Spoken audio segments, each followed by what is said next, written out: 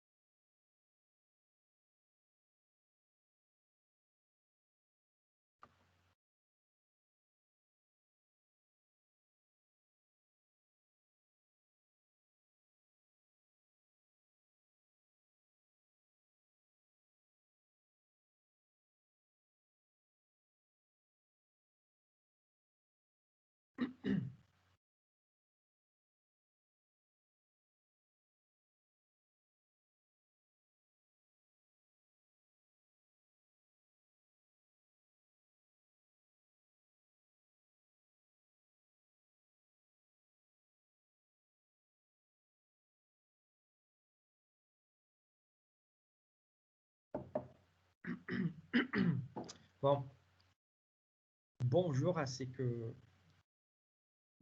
au meilleur, très bonjour à ceux que j'ai déjà parlé. Bonjour à ceux que je n'ai pas vu encore. Mais voilà. Donc, je suis content d'être là, hein, parce que la semaine dernière, je n'ai pas pu venir. Malheureusement, j'ai eu une réunion de département, donc voilà, c'était pas possible. Et en plus, aujourd'hui, j'avais aussi une réunion de pédagogique. Mais je me suis dit, non, je veux pas laisser les groupes 4 sans cours avec l'enregistrement. Parce que franchement, un, c'est pas cool. Et deux, je m'amuse beaucoup avec vous. Donc, je me suis dit, non, non, au lieu d'aller dans une réunion, je vais faire donner des cours à vous parce que c'est quand même plus drôle, hein. Donc, surtout quand quelqu'un laisse les micros ouverts, hein. Donc là, on se marre bien.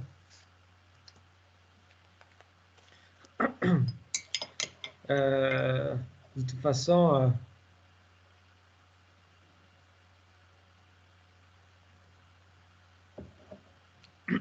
j'espère que vous allez bien, hein, que vous êtes tous en bonne santé, parce que avec les Covid, là, on rigole pas, hein. Mais voilà.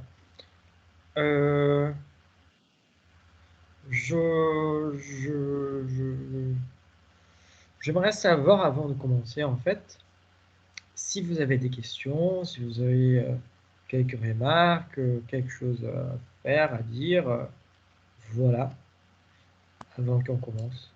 Euh, Excusez-moi, monsieur, bonjour. Bonjour. C'était bien aujourd'hui qu'il fallait rendre la lettre de motivation, c'est ça? Oui. Ok, ok. C'était juste ça que je voulais savoir. Et vous avez bien fait ou pas? Bah ouais, ouais, je voulais l'envoyer. D'accord. Par épreuve? Ouais, ouais, ouais, c'est ça. D'accord. Cette hésitation, c'est pas... Non, parce que je l'ai envoyé un peu plus tôt, mais je savais pas quand est-ce s'il fallait vous la rendre aujourd'hui ou pas. Oui, oui, il fallait la rendre aujourd'hui jusqu'à midi. D'accord. Donc voilà. Euh, mais c'est ça. Bon, vous avez des questions, des commentaires, d'autres choses? Une blague peut-être? Non, pas de blague. Non, ça va. D'accord. Bon,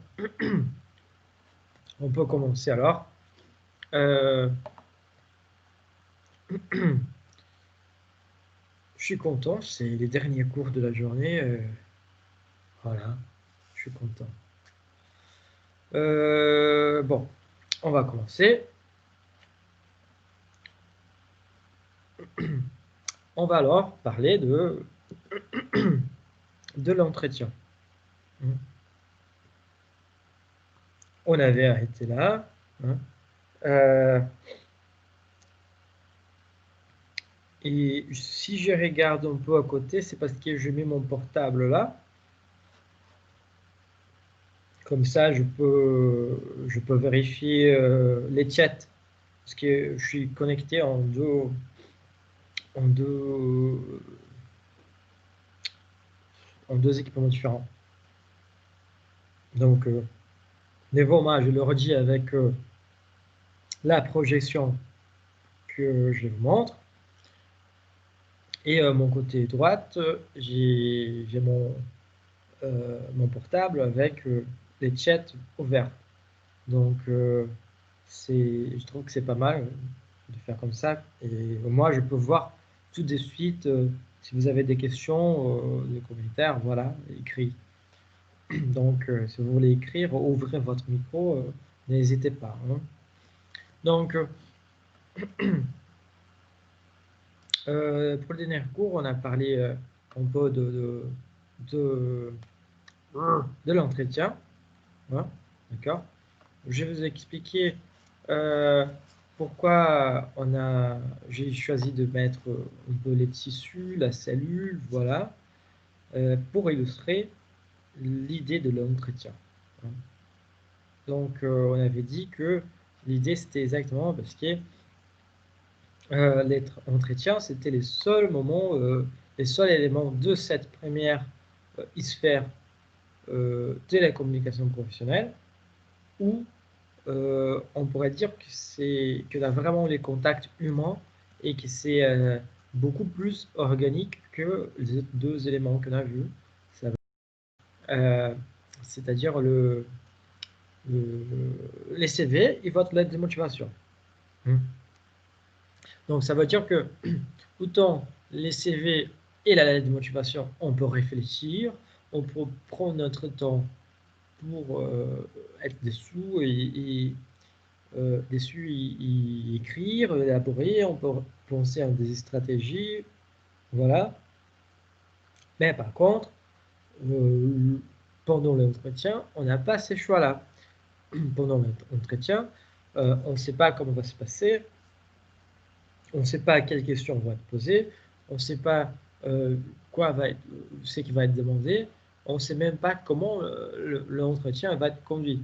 Parce qu'il y a des fois, il va être conduit, le recruteur qui va conduire l'entretien, c'est quelqu'un vraiment très cool, très tranquille, qui va nous rendre encore plus tranquille, qui va nous apaiser, mais et on va réussir à répondre à toutes les questions tranquillement.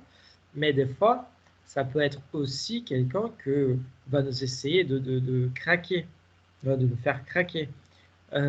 Aussi qui va peut-être être quelqu'un qui va nous mettre de la pression, qui va poser des questions gênantes, qui va essayer de faire de tournures de phrases pour faire relever vos points négatifs au lieu de vos points positifs. Donc tout ça va vous déstabiliser et forcément ça va donner... c'est une stratégie, évidemment. C'est une stratégie. Ça veut dire qu'en fait, en faisant ça, les recruteurs ils recherchent quelqu'un qui arrive à tenir les coups, qui arrive à travailler sous pression. Vous voyez, en fait, tout ce que les recruteurs ils font, c'est penser bien en avance, c'est réfléchi. Je vais boire mon petit café.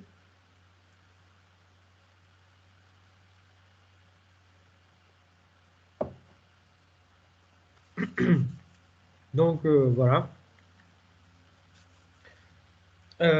Tout ce que les recruteurs font, comment il est fait, et les questions qu'ils posent, en fait, c'est tout réfléchi. Donc, s'il va vous rendre tranquille, c'est parce qu'il veut voir vraiment qui vous êtes, votre personnalité. Voilà. S'il va vous mettre de la pression, c'est parce qu'il veut savoir si vous êtes capable de tenir les coups de la pression, parce qu'il sait déjà que dans votre boulot, il va avoir pas mal de pression à tenir. Donc, vous voyez. Mais il n'y a pas de façon de découvrir ça, sinon en faisant l'entretien. Donc, c'est pour tous ces éléments qu'on dit que l'entretien, c'était vraiment un truc plus organique que mécanique, selon en faisant la comparaison avec la lettre de motivation et les CV. C'est pour ça qu'on revient à dire que généralement, vous êtes approuvé par votre CV, mais réprouvé par votre comportement. Parce que votre CV, c'est les meilleurs du monde, votre lettre de motivation, c'est les meilleurs du monde, mais on voit si vous arrivez à tenir les coups ou si vous savez vous porter vraiment à partir du moment qu'on vous voit en vrai. Donc, c'est pour ça. Et cette idée de vous voir en vrai, ça montre vraiment les côtés organiques de la chose. On a parlé évidemment de la possibilité de se préparer à l'entretien d'embauche. Donc, l'idée c'est que vous arrivez quand même à arriver au moment de l'entretien à être un peu plus tranquille parce qu'on sait que c'est pas possible d'être tranquille tout en plus que l'on sait qu'on va être jugé, on va être analysé, évalué. Donc voilà, c'est pas facile, c'est pas une situation facile.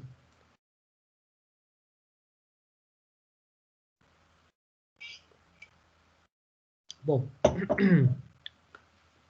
j'ai plus de café, donc voilà. Et il y a quand même quelque chose qui je peux vous dire pour essayer de vous aider à la préparation de votre entretien d'embauche. Donc le but ici, c'est vraiment de vous aider à repérer quelques éléments qu'il faut revoir avant l'entretien, qu'il faut revisiter avant l'entretien, afin que vous pouvez vous arriver quand même à réussir. Même si vous arrivez à être moins, si vous n'arrivez pas à avoir les postes, mais si vous arrivez juste à être plus tranquille, c'est déjà une réussite pour moi. Vous voyez. Évidemment, on va revenir sur des points qui sont devenus très répétitifs pour nous. Par exemple, le premier point qu'on a abordé, c'était étudier l'entreprise. Hein. On parle depuis les CV de l'importance de l'étudier l'entreprise. Mais pourquoi on dit que là, il faut revenir sur cela? Hein? Pourquoi on dit qu'il faut regrouper des éléments concernant l'entreprise? Pourquoi on dit quel type de produits ou de services elle propose, qu'il faut étudier ça? Hein? Pourquoi on dit tout ça encore une fois? Parce que vous êtes arrivé à l'entretien. À ce moment-là, vous êtes arrivé à l'entretien. Donc, ça va dire que probablement vous avez envoyé environ 20-30 CV, 20-30 lettres de motivation avant l'entretien. Probablement aussi, de ces 20 ou 30 CV que vous avez envoyés, vous avez reçu au moins, j'imagine que environ 2, au max 3 appels pour l'entretien d'embauche. Donc voilà. Est-ce que vous êtes capable de vous souvenir à quelle entreprise vous avez envoyé votre lettre de motivation et votre CV qui a été retenu, qui a permis de votre candidature, qui a permis que votre candidature soit retenue? Ah, il y a mon chat qui vient. Il voit que je parle avec les mains, il pense que les mains, et du coup, il pense que je veux jouer avec lui. Mais non. Donc voilà.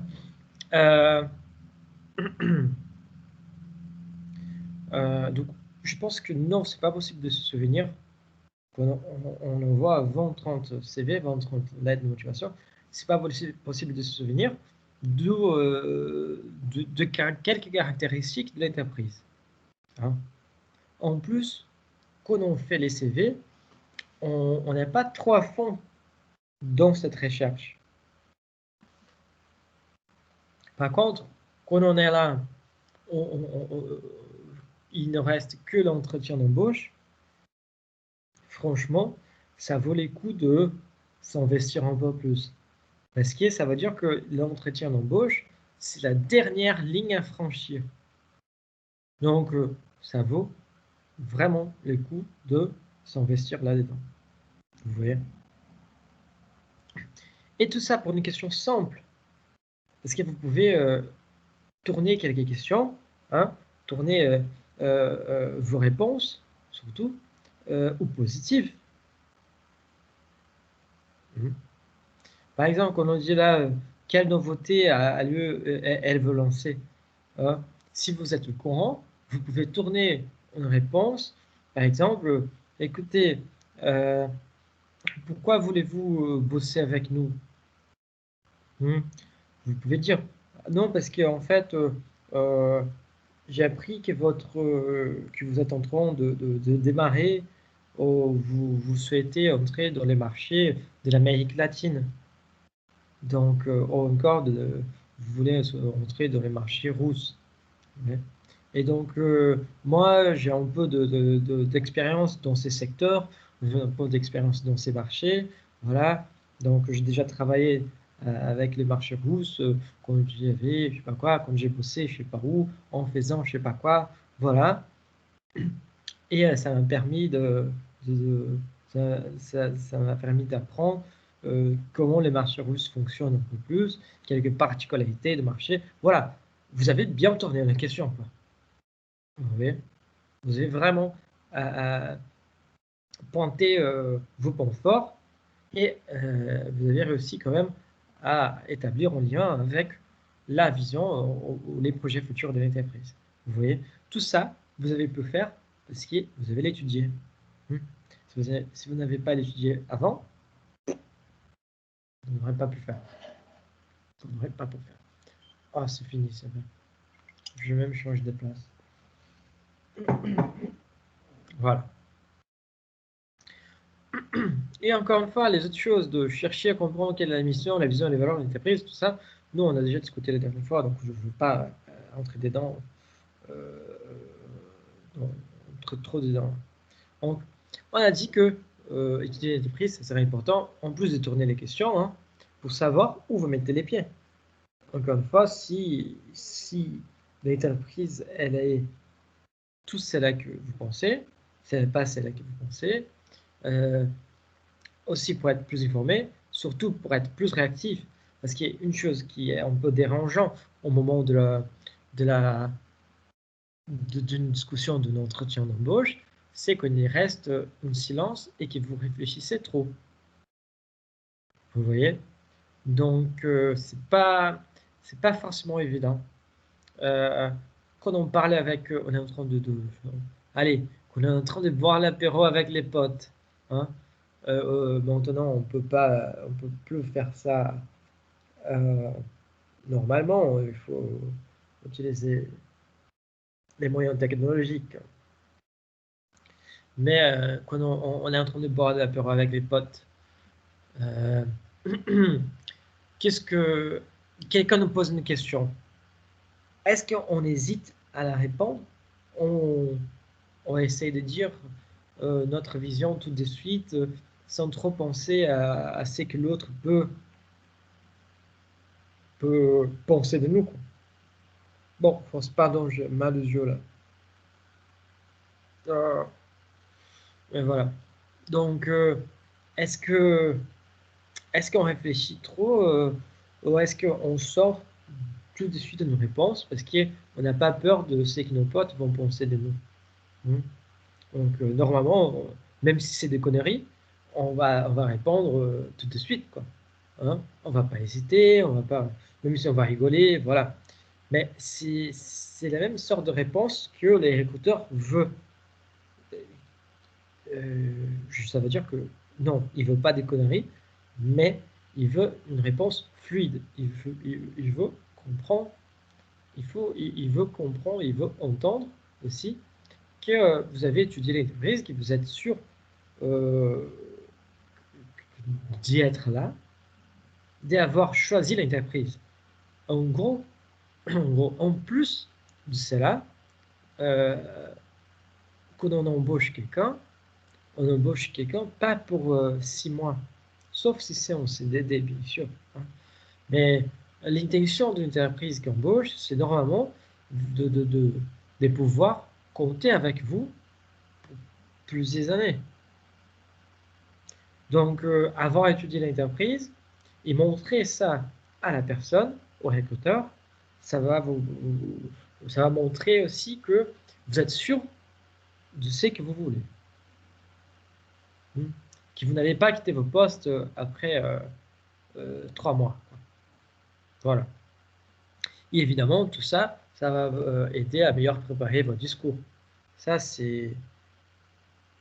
ça, c'est...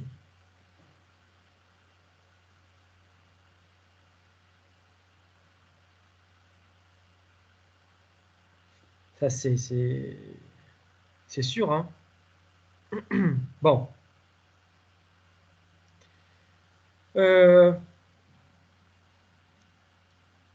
Et aussi pour être plus tranquille. Hein. Donc, on avait parlé, le but, c'est que vous soyez plus tranquille pendant tout l'entretien. Hein. Qui même s'il vient les recruteurs qui va venir essayer de vous craquer, il ne veut pas réussir. Donc, voilà. Il faut être prêt. Donc, on passe là. On a toute la liste. Hein. On a étudié les postes, analysé votre CV, regardez-vous en face, préparez votre scout, préparez d'avance vos affaires. Voilà. tout ça, chaque point détaillé, on va travailler, on va voir. Vous allez tout déchirer au moment de votre entretien. Hein. Donc, voilà. On peut... attends que je me tire un peu. Ah, ça fait du bien. Bon. Là, on va aussi alors, donc, sur un autre sujet que on a déjà parlé assez, on a déjà parlé peut-être trop même, hein, c'est l'histoire d'étudier les postes. Étudier les postes, mais c'est quoi étudier les postes? Ou meilleur, qu'est-ce que je peux faire pour étudier les postes? Hein? Vous pouvez évidemment noter tous les points de profil recherchés, formation, expérience et qualité souhaitée. Est-ce que dans mon CV, j'ai tout ça? Est-ce que j'ai pas tout ça dans mon CV? Hein? Mais là, vous pouvez peut-être se dire que oui, mais d'accord, c'est très bien, ça marche très bien, on arrive très bien à noter les points de profil recherchés. Si c'est une offre d'emploi, vous avez tout à fait raison. Si, et seulement si, c'est une offre d'emploi. Mais si ici c'est une candidature spontanée, comment je fais? Comment je fais? Simple, mon cher ami. Simple.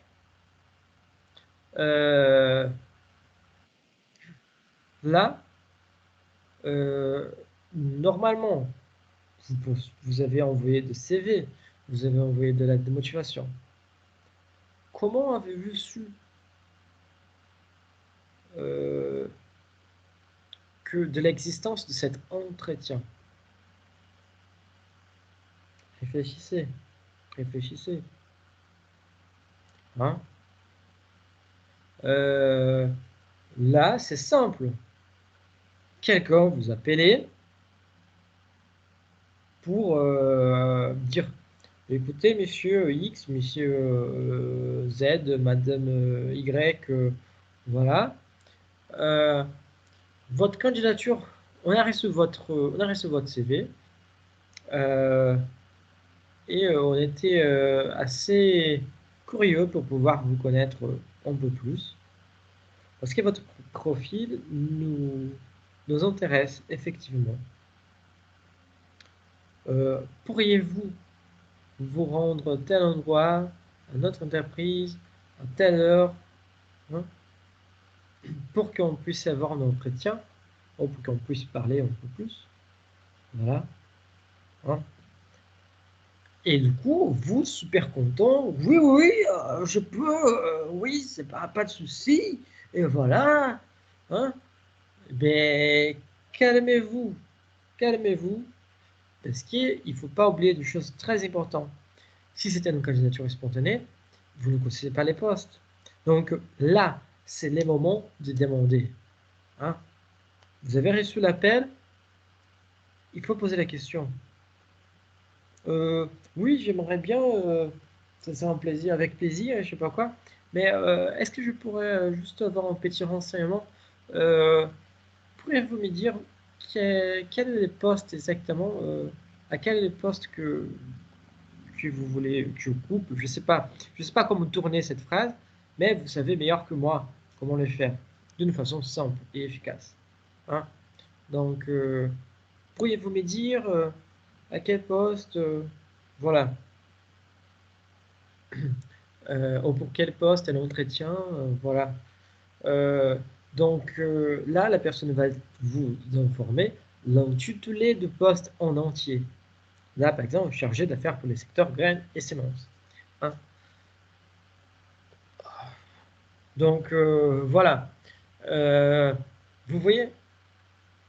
Et à partir de cela, à partir de l'information de poste, donc vous pouvez aller sur des sites internet, sur des banques d'emploi, vous pouvez aller chercher qu'est-ce que les offres d'emploi qui ont rapport avec les mêmes postes, ils demandent.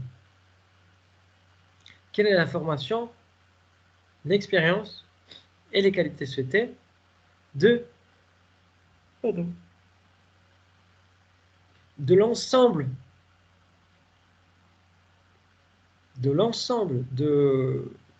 des postes qui ont rapport avec les miens auxquels je vais faire l'entretien.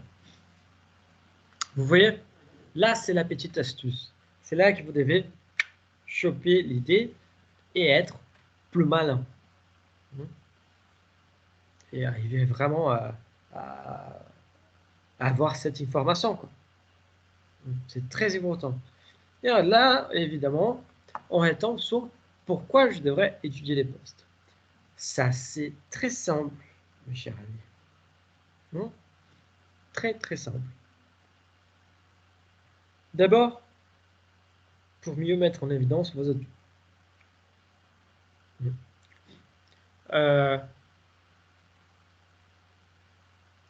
Si les postes exigent quelqu'un qui arrive bien à tenir les coups sur des moments de pression,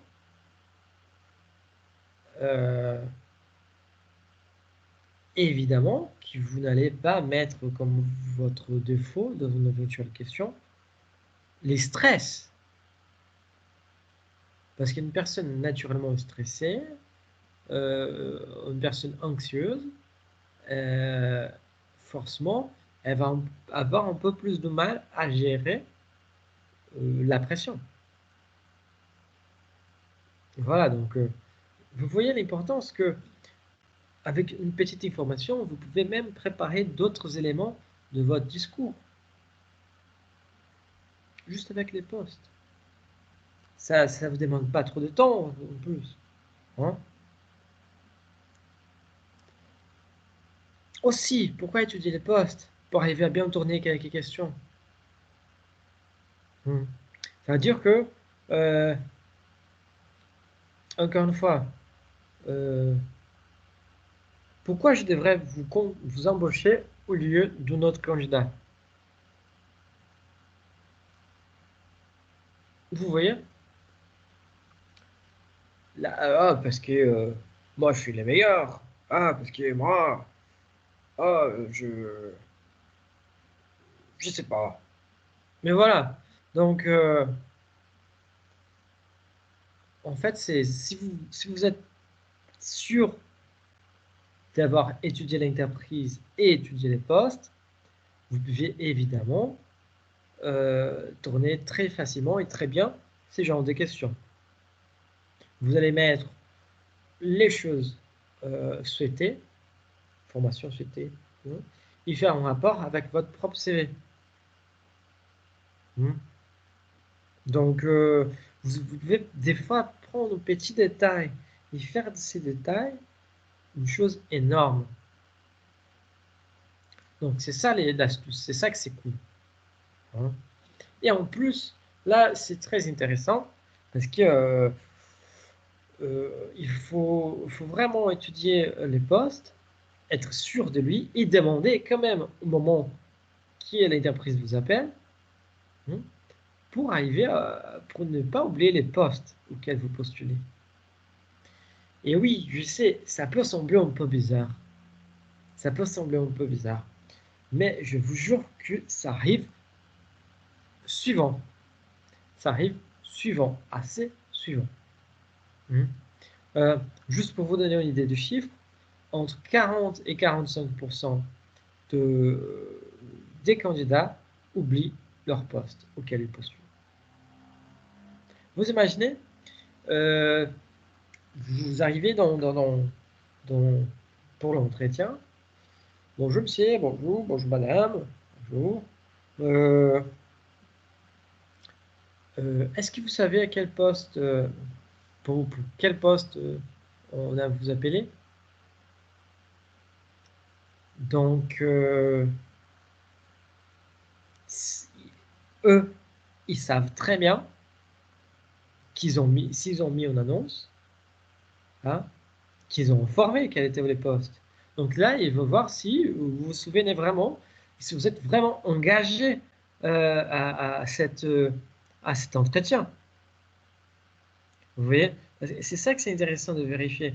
Parce que des fois, il y a des questions bêtes, hein, et les questions qu'on pense qui sont bêtes sont juste pour évaluer votre niveau d'engagement. Ça veut dire que si vous avez étudié l'entreprise, avez étudié les postes, effectivement, vous êtes plus responsable, donc plus engagé. Donc, vous voyez la différence, hein.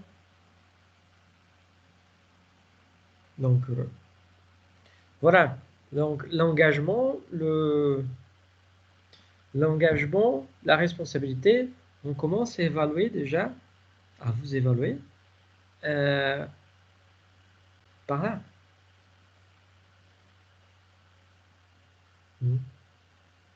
C'est dingue, hein? Bon. Et encore une fois, on étudie les postes pour pouvoir être plus tranquille pendant votre entretien.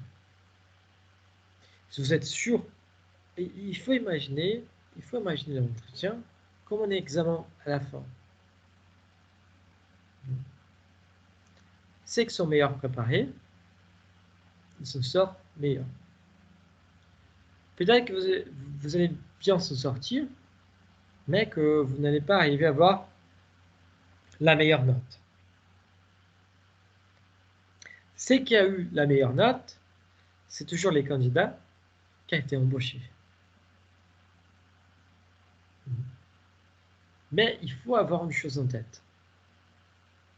Si vous avez déjà été appelé pour faire l'entretien, ça veut dire que vous avez déjà un bon CV, une bonne lettre de motivation, que vous avez des bonnes compétences. Il ne faut pas se désestimuler, hein, il ne faut pas être triste ou baisser les bras parce que vous n'avez pas réussi dans votre entretien. Vous voyez? Bon. L'autre élément, c'est donc analyser votre CV et votre lettre de motivation. Mais putain, j'ai déjà analysé mon CV, j'ai déjà analysé l'entreprise, j'ai déjà analysé les postes, et maintenant je dois encore analyser mon CV et ma lettre de motivation que moi-même j'ai fait. Oh, mais ce mec me fait chier, quoi. Ben oui. Hein? Ben oui. Mais voilà, on dit ça parce qu'en fait, ce sont des choses bêtes, mais que peuvent vraiment faire la différence au moment de l'entretien. Vous allez voir, vous allez voir. On dit souvent ça, d'analyser votre CV, parce que c'était exactement à partir de votre CV et de votre lettre de motivation que vous avez été invité à l'entretien. La différence, c'est que vous avez, encore une fois, pris du temps pour les faire. Vous avez bien réfléchi à la confection de votre CV et votre lettre de motivation. À la différence que, pour votre entretien, vous n'aurez pas les temps. Donc, comment vous allez faire? Et c'est très bien d'analyser votre CV et regardez bien que, et votre lettre de motivation, regardez bien là, hein, parce que quand on a analysé votre CV, on a déjà passé par les entreprises, par les postes. Donc, au camp de ces éléments-là, il travaille seul. Si je vais analyser mon CV, je vais analyser pas forcément que mon CV, mais je vais analyser aussi mon CV par rapport au poste, mon CV par rapport à l'entreprise. Donc voilà, c'est ça. Hein.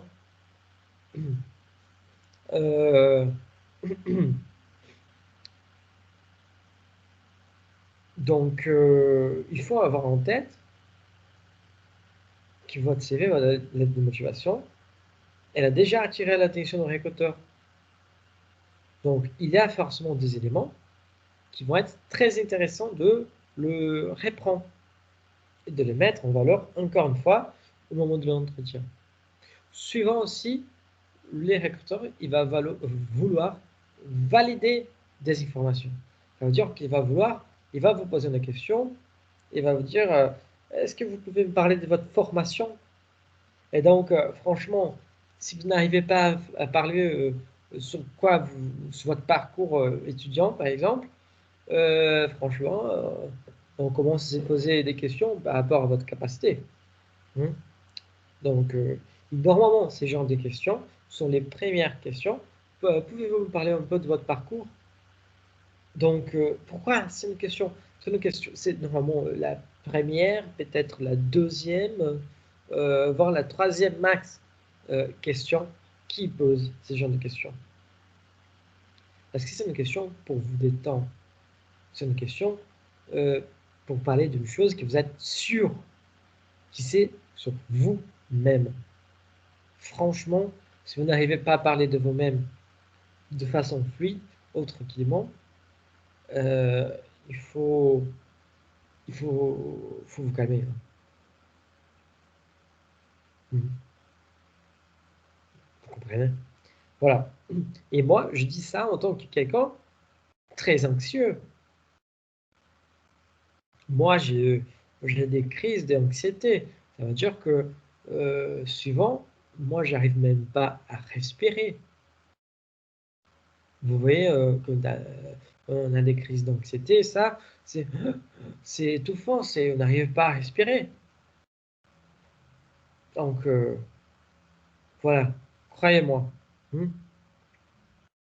C'est important aussi quand on prend les CV de motivation pour voir plusieurs trous. Quand on parle des trous dans ce sens, on parle aussi de trous des temps, des périodes sur lesquelles on n'a rien fait, et aussi des trous, ça veut dire de petits points de défaillance. Ça veut dire que il a des éléments que vous avez mis dans votre CV, qui après avoir étudié l'entreprise et après avoir étudié les postes, vous allez vous rendre compte que ça ne vaut pas les coups de les mentionner au moment de l'entretien. Soit parce qu'ils ne sont pas intéressants, soit parce que peut-être ils peuvent même vous faire de préjudice. Vous voyez, il faut vraiment répondre ça. C'est pour ça qu'on retombe sur l'idée de est-ce que vous avez la formation demandée? Est-ce que vous avez des expériences professionnelles appropriées? Parce que des fois, ça peut arriver, des fois, ils vont demander dans l'offre d'emploi une formation, par exemple, une licence en comptabilité. Donc, est-ce que vous avez une licence en comptabilité? Je ne crois pas. Je ne crois pas. Mais par contre, vous avez fait un cours il y a pas mal d'activités comptables, des disciplines comptables.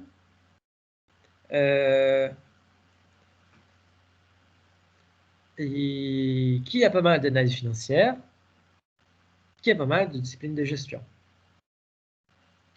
Donc, vous voyez que votre formation n'est pas tout à fait c'est la formation attendue.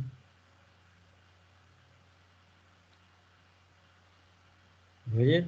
Mais par contre, votre CV, vous étiez vraiment sélectionné pour l'entretien. Donc, il a quelque chose là-dedans que c'est important.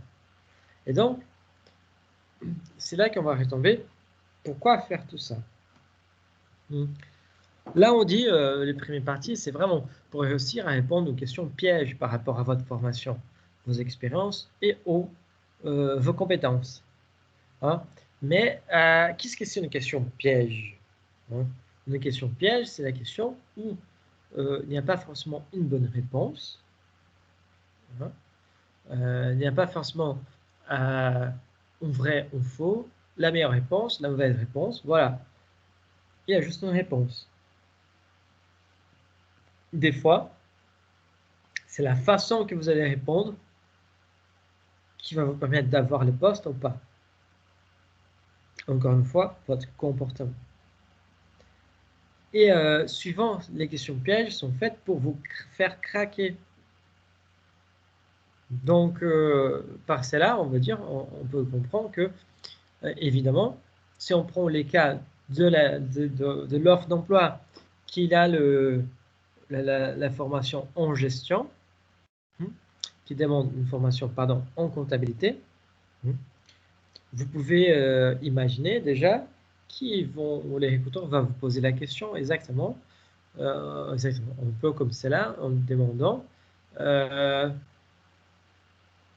vous savez que nous, en fait, dans notre offre, nous demandons une formation en comptabilité, une licence en comptabilité.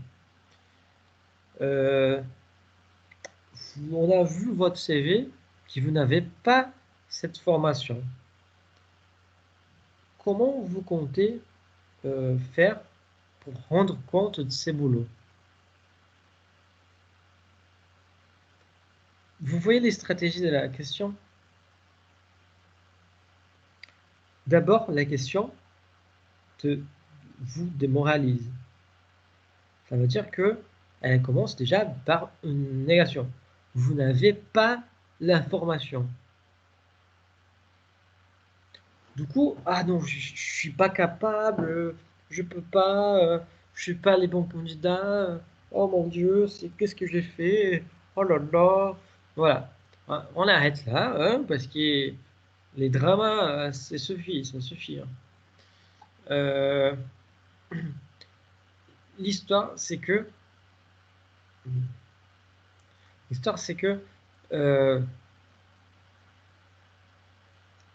il faut vraiment, la personne va essayer de vous faire craquer comme ça, mais si vous avez prévu cela en étudiant votre CV par rapport à l'offre d'emploi, vous allez voir qu'il faut, non, j'ai pas la licence en comptabilité en soi, mais par contre, pendant mon cours de LEA, on a, en plus des compétences linguistiques, on a vu quand même pas mal de disciplines.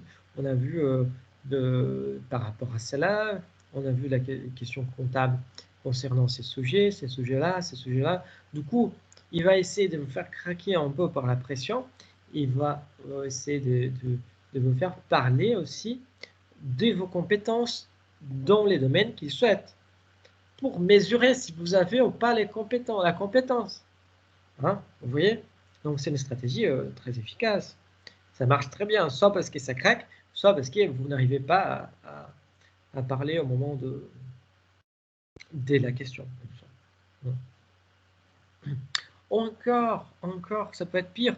Parler de vos expériences. Et ça, c'est une chose qui va arriver. J'imagine que vous n'avez jamais eu en CDD, pardon, en CDD, en CDI.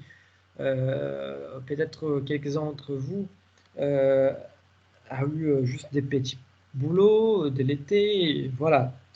Et donc, normalement, quand on va se candidater pour un poste un peu plus sérieux, pas que travailler dans d'autres choses ne soit pas sérieuse, hein, loin de soi. Ça, moi, je suis la première personne à valoriser les petits boulots.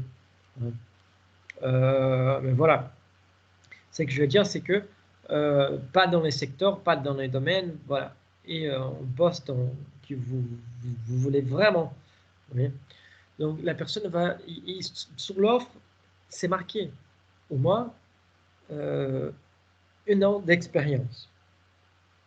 Écoutez, pour moi, ça vaut le coup d'essayer. Même si vous n'avez pas l'expérience, ça vaut le coup de postuler. Parce que si votre CV est bon, vous allez au moins jusqu'à l'entretien. Ça, je trouve génial. Ça, je trouve très bien. Hein. Parce qu'en fait, vous voyez, si les postes ils demandent une expérience professionnelle de 1 an minimum, vous n'avez pas cette expérience, mais quand même, vous êtes arrivé à l'entretien. Ça veut dire que votre profil les plaît. Vous voyez? Donc, c'est très intéressant ça. C'est très important. Donc là, vous pouvez arriver exactement. Ils vont poser la question. Écoute, dans notre offre, en fait, on demande que la personne aille un peu minimum 1 an d'expérience dans le secteur ou dans le poste. Et je vois ici dans votre CV que vous n'avez pas d'expérience dans le secteur ni dans les postes. Comment vous pensez pouvoir rendre compte de votre boulot ou rattraper cette expérience manquante? Donc vous voyez que c'est assez gênant, ça déstabilise, c'est frappant parce qu'il montre une faiblesse dans votre profil, il montre une faiblesse dans votre CV. Hein? Qui aime voir ses propres faiblesses? Personne. Personne n'aime voir ses propres faiblesses.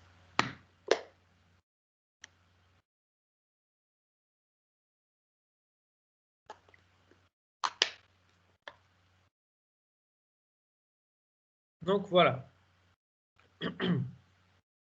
Par contre, si vous avez préparé ça, vous avez vu les postes, vous avez imaginé que ces genres de questions pourraient être posées, donc vous avez déjà prévu une réponse de genre « Oui, vous avez tout à fait raison, messieurs, vous avez tout à fait raison, madame, mais effectivement, je n'ai pas d'expérience spécifique sur les secteurs, sur les domaines, dans le département.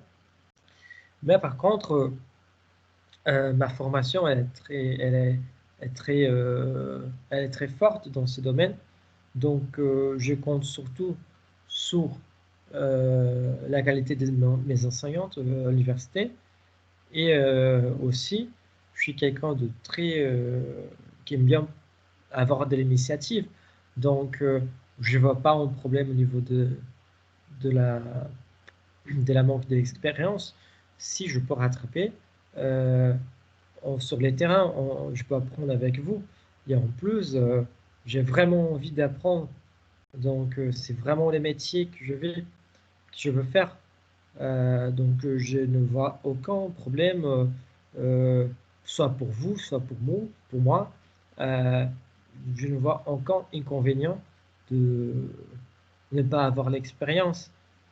Au contraire, c'est un moment je vais me donner encore plus pour ces postes. Je vais me donner encore plus parce que moi, je veux apprendre avec vous. Vous voyez? Donc, ça veut dire que vous arrivez quand même à tourner un point faible de votre CV dans un point positif.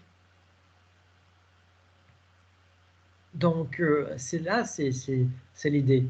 Mais vous allez arriver à faire ça seulement, de façon efficace, seulement si vous avez étudié votre CV, seulement si vous avez étudié l'entreprise et les postes. Parce que répondre cela avec toute la tranquillité du monde qu'il faut au moment de l'entretien, franchement, c'est dur. C'est pas facile. Donc, allez. En plus, c'est exactement ça qu'on vient de dire. Étudier tout ça, les CV, les administrations, pour savoir exactement ce que vous devez souligner lors de votre entretien. Hein? Vous n'avez pas tous les temps du monde. Autant vous avez eu peut-être 4 jours pour faire votre CV, 4 jours pour faire votre lettre de motivation. Vous avez réfléchi, vous avez pensé, vous avez fait ceci, c'est là, voilà. Vous avez fait une nouvelle version, celle-là elle n'est pas bien. Vous avez fait une deuxième version, celle-là un peu meilleure. Vous avez fait une troisième version, celle-là c'est la bonne. Voilà. Par contre, le problème avec l'entretien, c'est que vous n'avez pas droit à l'erreur. Hein. Donc, vous n'avez pas le droit à la faute. D'accord. Ça veut dire que vous devez aller au but. Vous devez cibler vos atouts. Donc, voilà. Vous avez environ entre 10 et 15 minutes pour faire l'entretien. Donc, honnêtement, il faut être direct.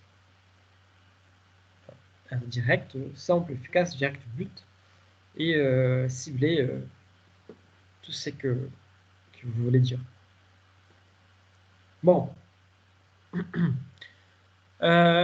Celle-là, c'est aussi, on avait dit, hein, pour se rendre compte de ce que vous pouvez apporter ou pas à l'entreprise selon votre parcours. Hein. Des fois, vous avez quand même des expériences, Mais l'entreprise, c'est une jeune entreprise. Des fois, vous avez déjà travaillé, je ne sais pas, quelques années dans un tel secteur. Par exemple, vous avez travaillé 3 années dans un tel secteur. L'entreprise, elle a 2 ans. Vous avez plus d'expérience de secteur qui est l'entreprise des vies. Donc, ça, c'est un point que vous pouvez jouer, par exemple, au niveau de l'entretien d'embauche. Vous voyez, c'est très intéressant, c'est très fort, c'est très frappant. Encore une fois, tout ça pour être plus tranquille pendant votre entretien. Les prochains éléments, regardez-vous en face. Regardez-vous en face. Là, je suis...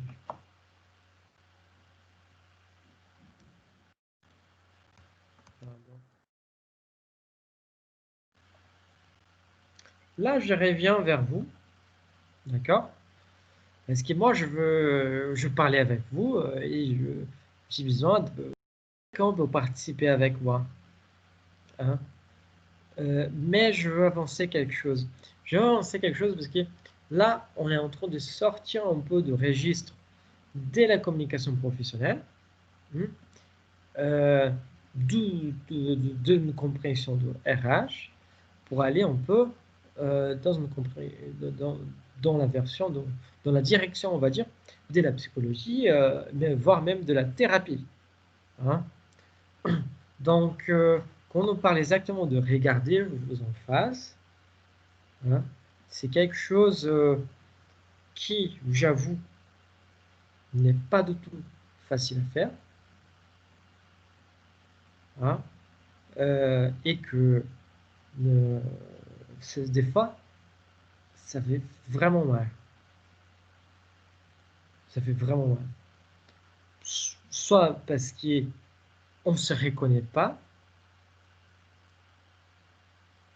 hein, soit parce que ça fait mal de reconnaître qu'effectivement, on a des défauts qui sont des fois assez, assez frappants aux yeux des autres. Des fois, par exemple,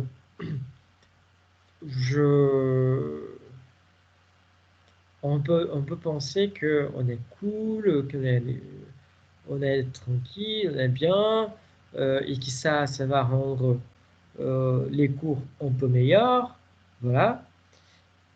Mais effectivement, ça se trouve qu'en fait, c'est que je pense, c'est un atout dans mon caractère, c'est que je pense, c'est un atout dans ma pédagogie, c'est un vrai défaut. Donc là, il va falloir que moi, je change complètement la façon selon laquelle je donne des cours. Vous voyez? Donc, des fois, c'est assez frappant. Et c'est pas évident. C'est pas évident de reconnaître les défauts, de reconnaître les échecs. Hein. Et voilà. Et regardez-vous en face, c'est beaucoup plus profond parce que c'est,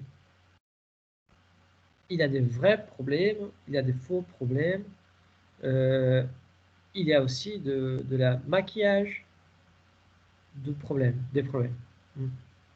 Donc, prenez le temps vraiment de vous regarder. L'expérience que je vais faire avec vous, c'est pour ça que je suis en train de parler directement avec vous sans faire de projection, c'est de faire un exercice de simuler, par exemple, une question. Je vais même prendre un papier.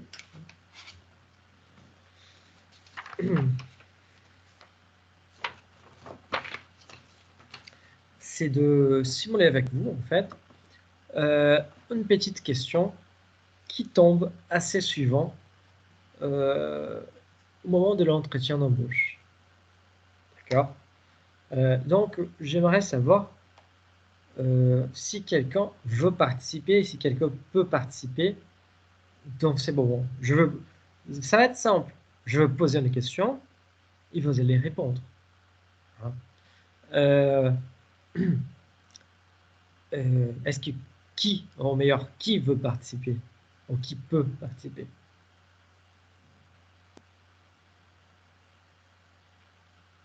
Moi, je veux bien, hein, ça me dérange pas. Parfait. Bon, je vais boire un peu de l'eau. Allez-y doucement, hein, parce que je veux vous préparer à boire de l'eau. Non, non, ne vous inquiétez pas. Ça ne va pas vous faire mal. Bon, j'y pense. Hein. Bon, on sait que dans l'entretien, toute cette histoire de regarder vous en face, ça passe directement par une question qui tombe assez souvent au moment de l'entretien. Et c'est cette même question que je vais vous poser. D'accord. D'accord. Bon, j'imagine que vous êtes prêts. Hein. Est-ce que vous pouvez me dire vos 3 points forts et vos 3 points faibles? Alors, pour commencer, pour mes 3 points forts, je dirais que je suis autonome, que j'ai le sens du travail d'équipe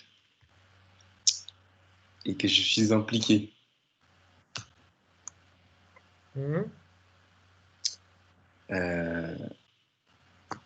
Pour mes défauts, je ne devrais pas vous les dire parce que j'en ai pas. Vous êtes sûr de cette réponse? Non, je plaisante. Alors, pour mes défauts, je dirais que je suis justement un peu trop impliqué. Mmh. Euh, que j'ai aussi. Attendez, je réfléchis parce que c'est une question piège quand même. Mais Non, bon, après, non. je suis pas préparé. Vous savez, je suis pas préparé. Vous voyez, donc si j'avais été préparé, je vous aurais répondu. Mais Mais en vrai, c'est pas du tout une question piège. C'est juste une question que je veux savoir vos défauts. ok, alors mon premier défaut, c'est que je serais un peu trop compliqué. Mon deuxième, euh, euh, assez. euh,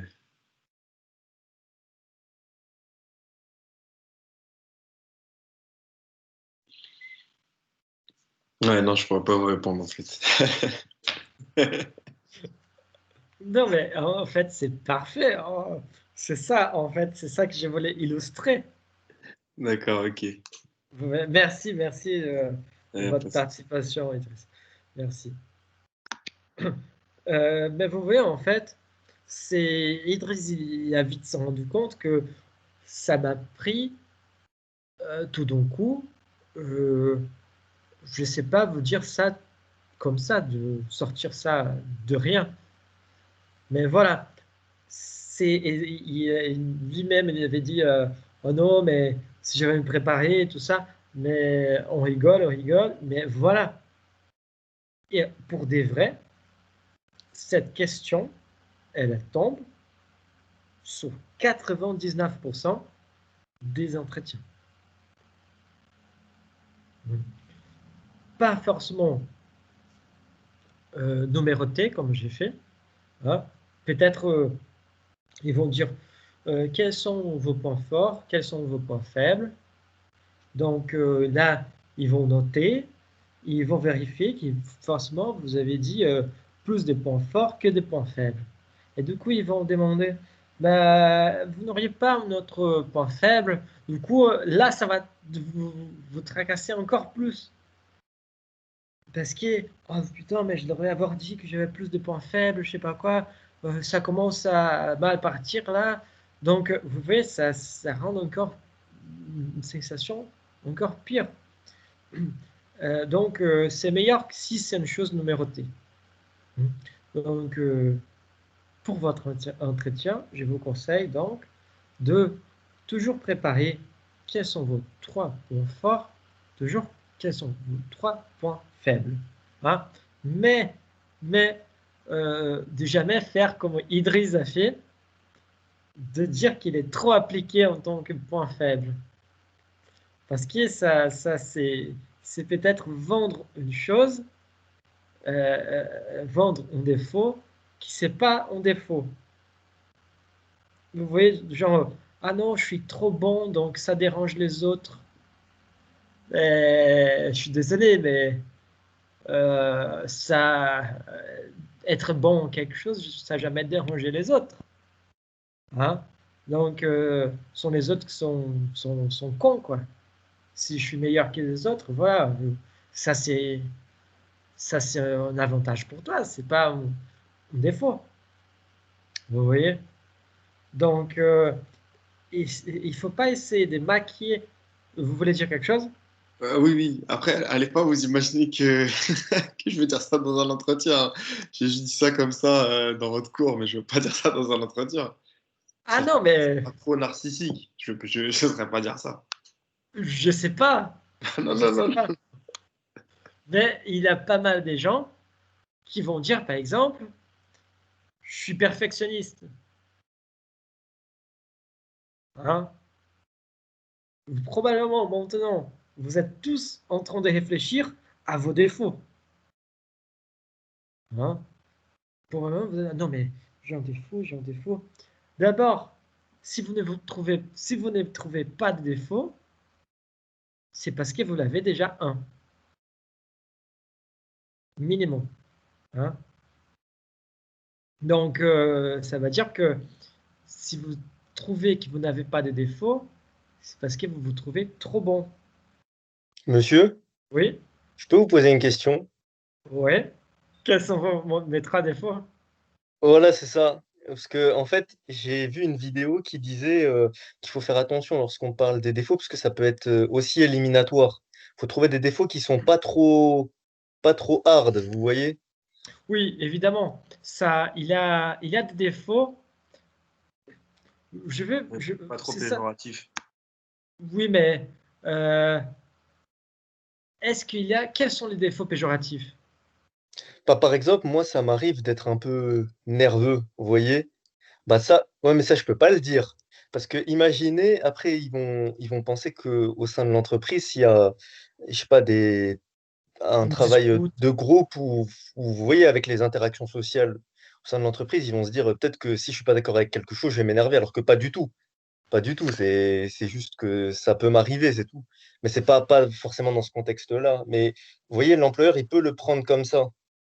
Oui, mais c'est exactement ça. C'est très intéressant.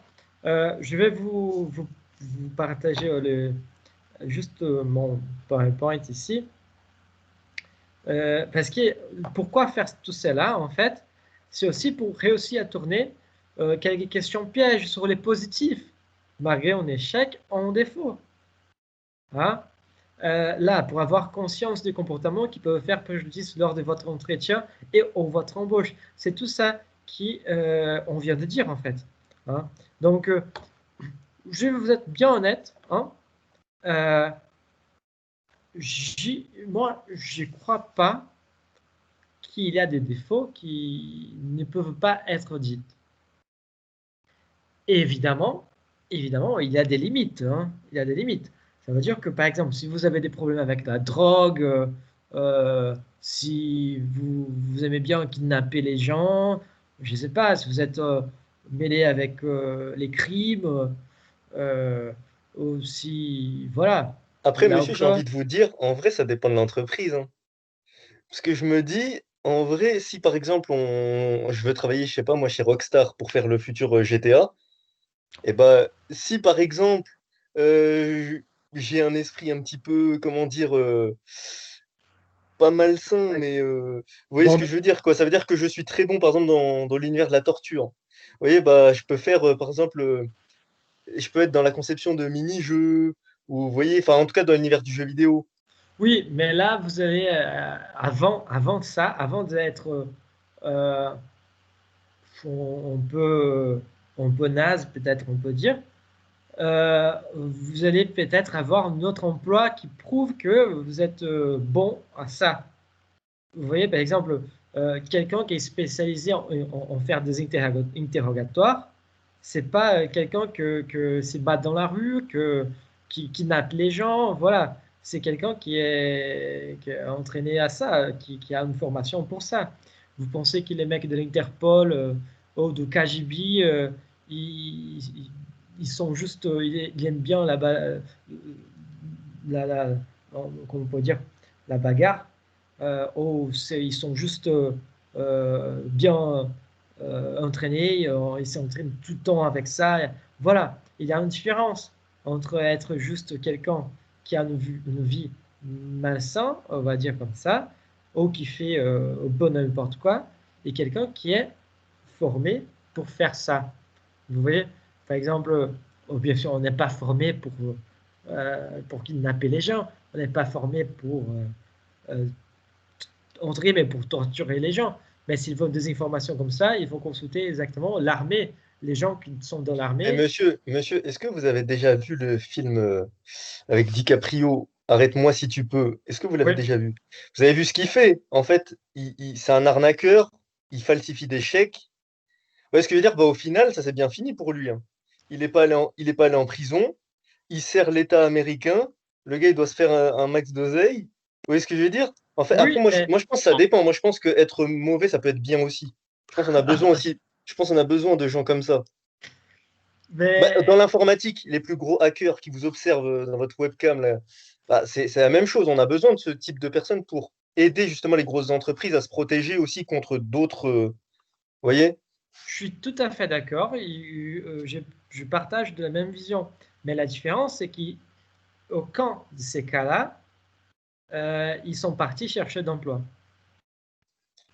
Non, généralement, c'est vrai que en fait, on vient les chercher parce qu'on les a repérés. Voilà. Donc, c'est ça la différence. Hein. Ces cas-là, ils ne passent pas par des entretiens d'embauche. Ils sont embauchés directement parce qu'ils sont soit des génies d'ouf, soit c'est vraiment la perle rare on veut pour l'entreprise. Vous voyez? Ouais, je vois.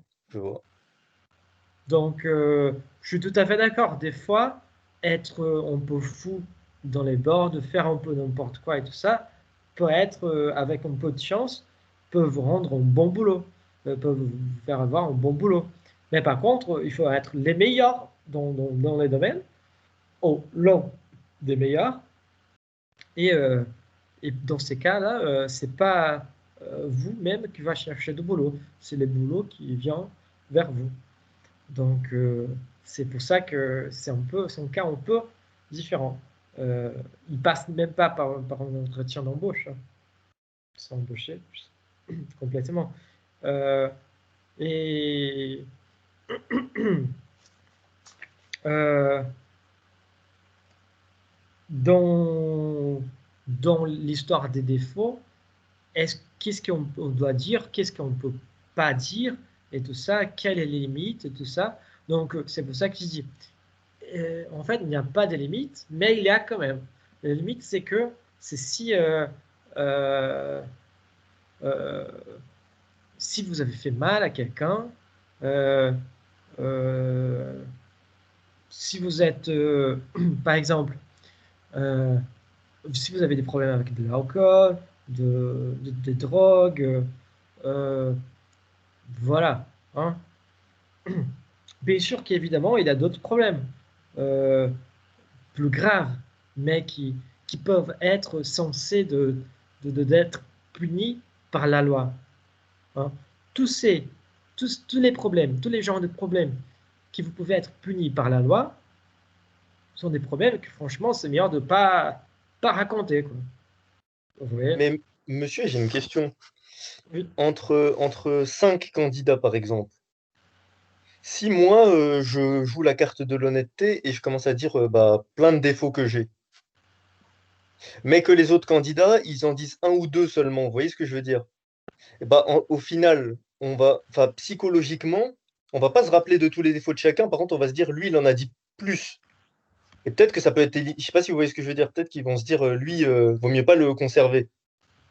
Oui, ben, en fait, les trucs, c'est que quand on pose la question de défaut, on regarde moins vos défauts et plus la façon que vous racontez. C'est ça les trucs. Parce que c'est ça que je voudrais arriver, là que je veux arriver en fait, c'est exactement ça. Euh, tout ce qui s'interdit, par exemple, de la loi, on ne les dit pas. Par contre, il y a un défaut qui normalement on a l'habitude de dire pour maquiller une qualité. Par exemple, l'exemple avec Idriss, pardon, c'était je suis trop appliqué. Voilà, en fait, c'est pas un défaut. Voilà. Oh, encore, je suis perfectionniste. Hein. Je suis perfectionniste, c'est un défaut. Pourquoi on dit qu'être perfectionniste, c'est un défaut? Là, je vous pose la question. Pourquoi on dit qu'être perfectionniste, c'est un défaut? Parce que ça fait orgueilleux un peu de dire ça. Mais on est d'accord que c'est pas un défaut alors. Parce qu'en vrai, c'est une bonne chose d'être perfectionniste, c'est-à-dire qu'on est mieux que les autres un petit peu. C'est-à-dire qu'on fait Bah moi, mieux. moi, je pense que ça peut être aussi mauvais parce que on peut avoir du retard après dans le travail. Si on cherche à être trop parfait, ça peut provoquer du retard, etc. Oui, exactement. En fait, c'est ça. Je veux partager mon écran encore une fois, mais avec une autre chose. Attends d'ouvrir là. Voilà, je ne sais pas si ça va marcher. On va voir. Je connais une seule personne vraiment perfectionniste dans ce monde. Qui c'est? Je vais vous montrer. Cette personne-là. Est-ce que vous connaissez cette personne? C'est Léonard de Vinci. Exactement. Exactement. Il était la seule personne qui était vraiment perfectionniste. Vous connaissez ces tableaux-là? Là, j'ai une partie de tableau. J'imagine que oui. Oui, c'est la Joconde. Exactement. Moi, ici, c'est une partie de. Donc, voilà. Il n'a jamais fini ces tableaux. Il n'a jamais fini ces tableaux. Vous connaissez aussi ces tableaux-là?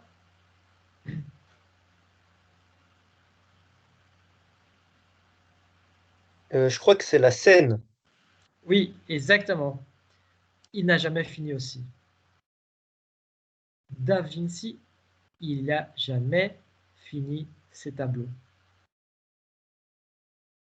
Il n'a jamais fini ses tableaux. Il y a un seul tableau qu'il a fait, qu'il a fini. Qui lui-même, il a dit, c'est bon, j'ai fini, c'est la perfection, voilà. Donc, ça revient exactement à ce que Sarah elle avait dit. Être perfectionniste, en fait, c'est aujourd'hui, on utilise pour une interview, un entretien, pardon, dans un contexte comme si c'était quelque chose de positif, tout ça. Hein. Mais en gros, ça veut dire que c'est un gros défaut qu'on n'arrive jamais à finir quelque chose. Parce qu'on sait, on a pleine conscience que rien n'est parfait dans ce monde. Hein, qu'on n'arrivera jamais à la perfection en quoi que ce soit, en quoi qu'on fait. À chaque fois, il y a quelque chose à améliorer. Nous, on est en train de s'améliorer à tout instant, à tout moment, à chaque seconde, on est plus intelligent, on est meilleur que l'instant précédent. À chaque instant, on devrait devenir quelqu'un meilleur que l'instant précédent. Donc, c'est ça. On est dans une évolution constante. Cela, ça veut dire qu'on a connaissance que la perfection, elle est quelque chose inatingible. Je ne sais pas comment dire. Qu'on ne peut pas attendre. Vous voyez? Inatteignable. Oui, merci. Voilà. Donc, les perfectionnistes, il a cette notion, et c'est pour ça qu'à chaque fois, il revient sur ses pas pour pouvoir améliorer ce qu'il a fait. Je pense bien que pour avoir réussi l'entretien, vous avez évidemment fait une lettre de motivation, fait un CV. Donc, vous avez achevé à quelque chose. Hein. Ça montre qu'en fait, vous mentez. La seule chose qui sont un vrai défaut et que vous essayez de cacher, c'est de mentir. Parce que les perfectionnistes n'allaient jamais arriver à rendre un CV une lettre de motivation. Hein. Donc, voilà. Donc, c'est pour ça que être perfectionniste, dans le vrai sens, c'est un gros, énorme défaut. Hein. Ça nous conduit presque à la perfection, c'est ça qu'on dit. Mais par contre, on arrive à rendre le travail jamais. C'est pour ça que Da Vinci, il n'a jamais eu une carrière assez solide, on va dire, comme par exemple Michelangelo. Parce que Michelangelo, il était très technique, c'était un autre profil, évidemment, mais la différence, c'est qu'il était génial comme Da Vinci, pas dans la matière des Lumières, pas dans la matière, par exemple, de la génialité de ingénierie, et voilà. Mais au niveau des arts, les sculptures, tableaux, il était génial aussi. Hein. La différence entre les deux, c'est que Michelangelo, il arrivait à rendre ses travaux. Hein. Da Vinci, il n'y arrivait pas.